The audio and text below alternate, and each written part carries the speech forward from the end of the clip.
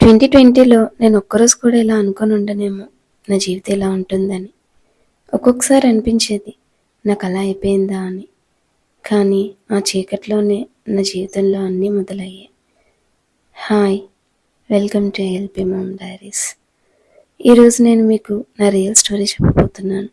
Part by పార్ట్లా, episode by ఎపిసోడ్లా. చిన్నప్పటి నుండి నాకు ఒకే ఒక్క కళ, గవర్నమెంట్ జాబ్. మా ఇంట్లో మా డాడీ చాలా స్ట్రిక్ట్. చదువు తప్ప వేరే ఏది మాట్లాడినా అసలు వినేవారు కాదు.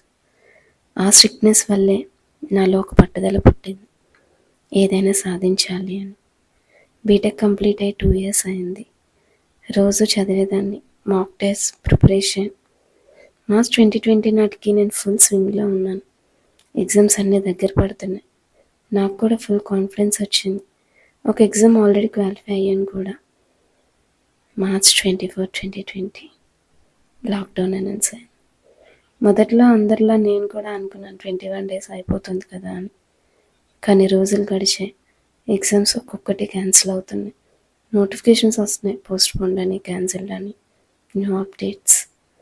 ఇంట్లో కూర్చున్నాను. మా చెల్లి, మా తమ్ముడు కూడా దగ్గరే ఉన్నారు. కానీ నాకు మాత్రం లోపల ఏదో ఒక బాధ. ఎవరికి చెప్పలేను, ఏడవలేను. నాలో నేనే అనుకునేదాన్ని, ఎంత కష్టపడ్డాను, ఇప్పుడు ఏమవుతుంది నా కళకి అని. కానీ ఒక్క విషయం నన్ను ఆపింది, నా నమ్మకం. నాకు తెలుసు నాకు జాబ్ వస్తుంది ఎప్పటికైనా.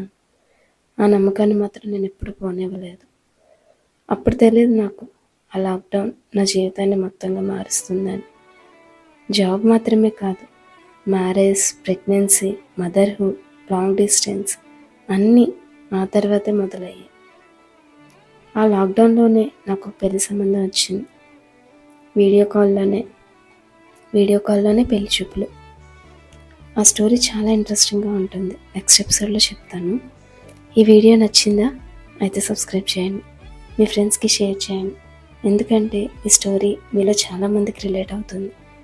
నెక్స్ట్ పార్ట్ వరకు స్టే ట్యూన్.